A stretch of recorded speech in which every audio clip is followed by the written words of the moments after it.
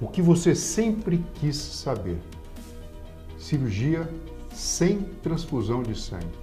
Quais são os riscos? É possível? Por que algumas pessoas, em especial os testemunhos de Jeová, não aceitam a transfusão de sangue como forma de tratamento junto com a cirurgia?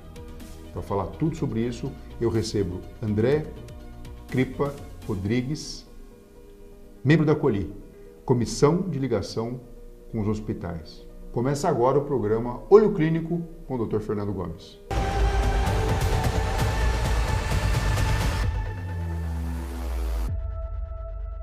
André, muito obrigado pela sua participação, por ter aceitado o convite e estar aqui junto conosco. É um prazer estar com vocês.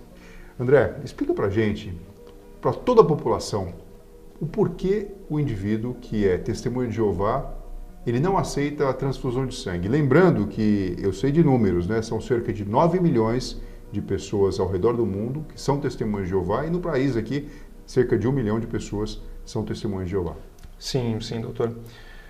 Os motivos das testemunhas de Jeová não aceitarem transfusões de sangue são religiosos.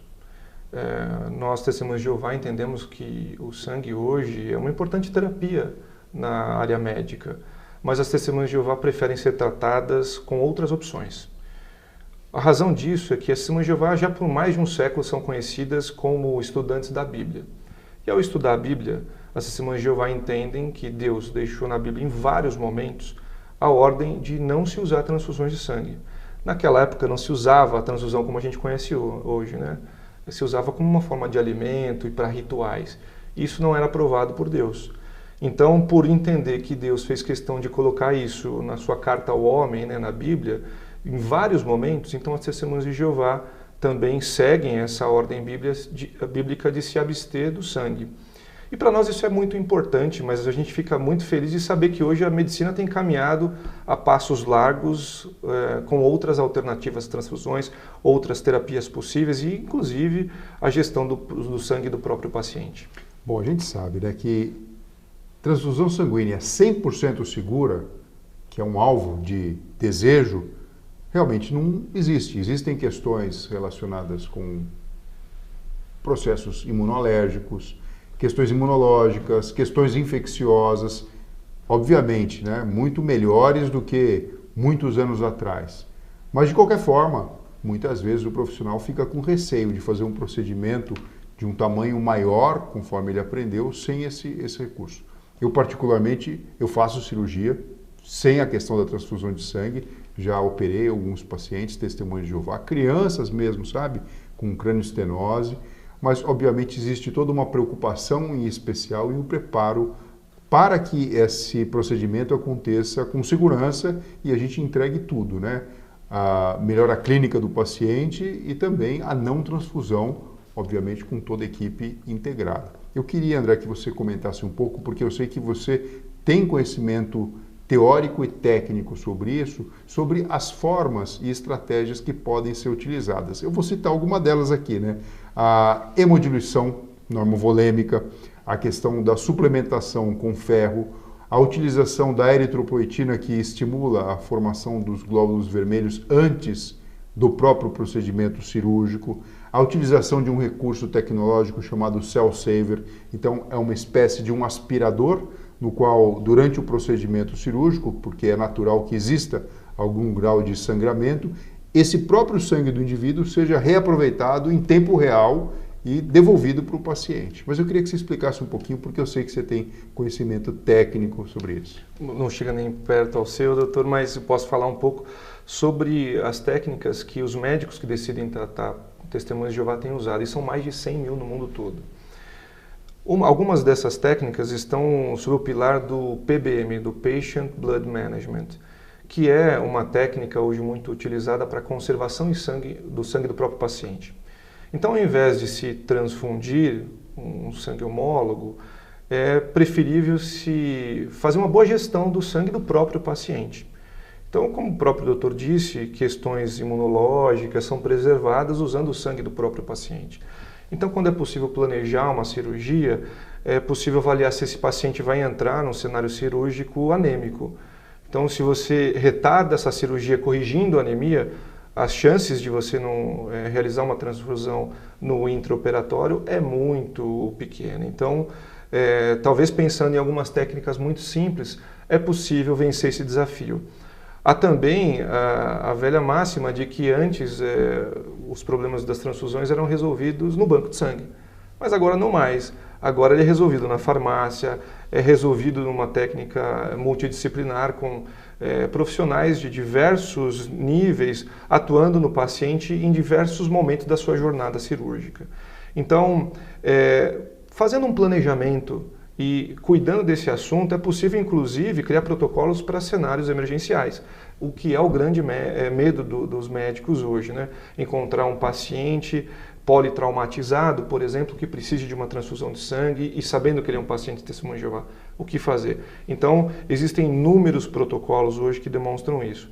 E o melhor, eles são custo-efetivos. Estão baseados em medicina baseada em evidência, então, grau A de evidência, o melhor possível. Então, se a gente colocar isso dentro do escopo do tratamento dos pacientes, e agora não só de pacientes testemunhas de Jeová, mas de todos os pacientes, todo mundo ganha. O que é bem interessante notar são alguns estudos, inclusive uma meta-análise, que mostrou que os riscos das transfusões eles são maiores do que o benefício que ela traz. Então, se a gente enxergar a transfusão como algo que talvez não seja resolutivo da forma como a gente aprendeu há algum tempo antes, faça a gente se provocar a entender, será que existem outras opções? E certamente elas existem. O que eu fico pensando como cirurgião é que muitas vezes nós aprendemos algumas coisas dentro da academia, da faculdade de medicina, e o gerenciamento, eu falo disso pela minha própria construção profissional. Então vamos gerenciar a questão do sangramento, que é o grande desafio.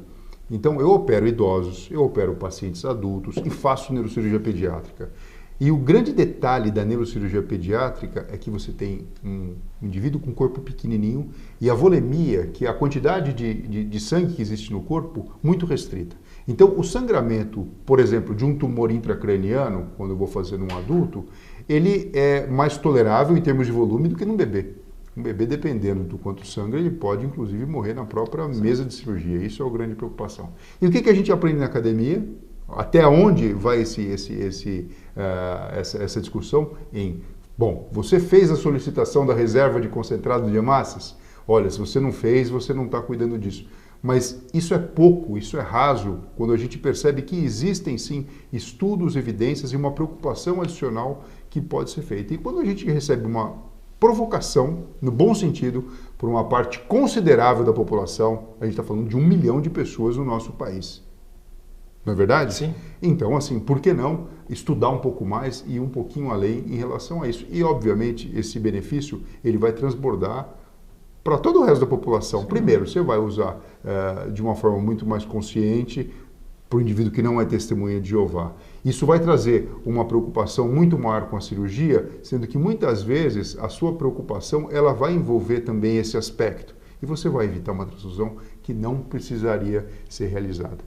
Mas como a gente está aqui conversando de uma forma muito aberta sobre isso, e o nosso papel aqui é levar essa informação para a população, quando o indivíduo ele tem um contato, o indivíduo, eu estou falando aqui, um profissional, um cirurgião, com essa situação e ele não tem formação, porque a gente muitas vezes não tem, eu estou te falando de carteirinha, não tem essa formação amplamente discutida na graduação, na formação, eu acho que aí entra na jogada algumas instituições, e entre elas aqui que chamam bastante atenção, e a gente precisa botar à luz, que é a Acoli. Eu queria que você falasse um pouquinho sobre o trabalho da Acoli e, de fato, como que é feita essa assistência, essa ponte entre o Testemunho de Jeová, que tem a demanda de uma cirurgia, mas não vai ser transfundido, e o contato com o profissional da saúde, porque isso vai envolver toda uma equipe multidisciplinar e até mesmo um hospital.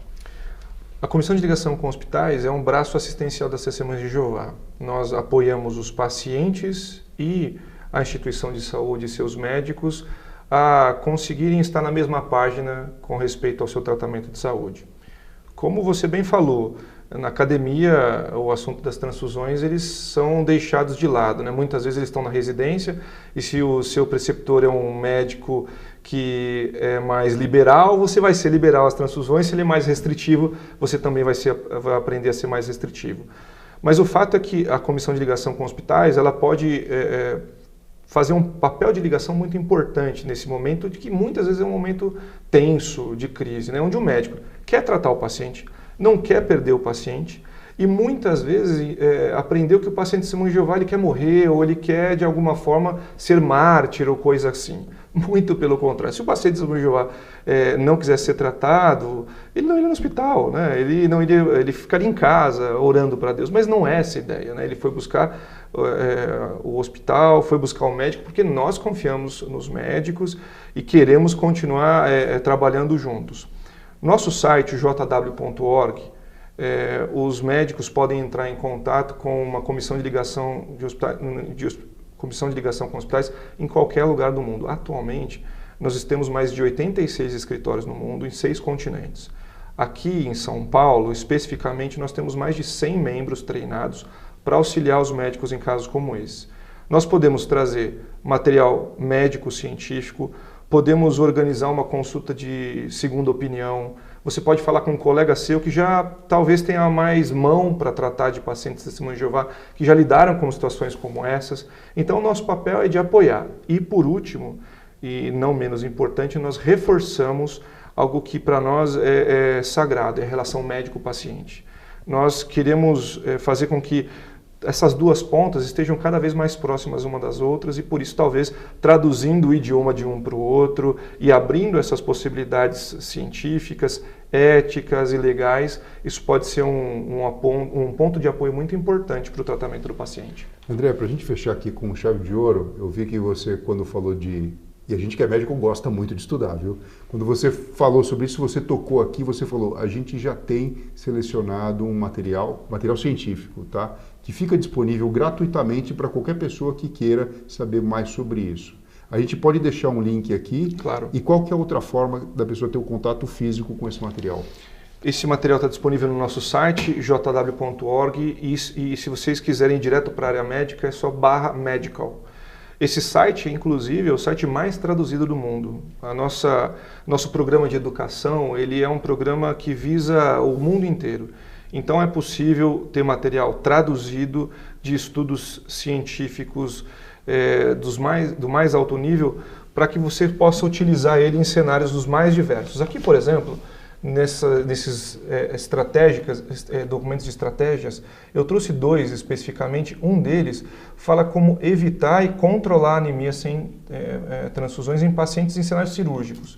Esse já está voltado para um cenário gastrointestinal. Aqui é possível, por exemplo, ter alguns fluxos, protocolos e, com o mais importante disso, com mais de 560 referências que podem ser consultadas no PubMed.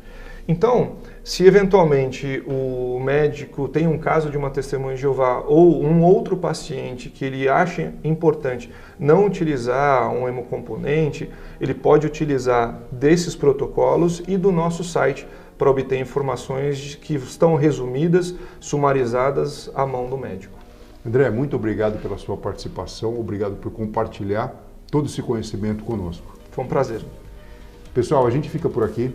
Escreva suas dúvidas, seus comentários. Eu e o André, a gente vai ler com muito carinho e responder para vocês. Um beijo no coração e até a próxima semana.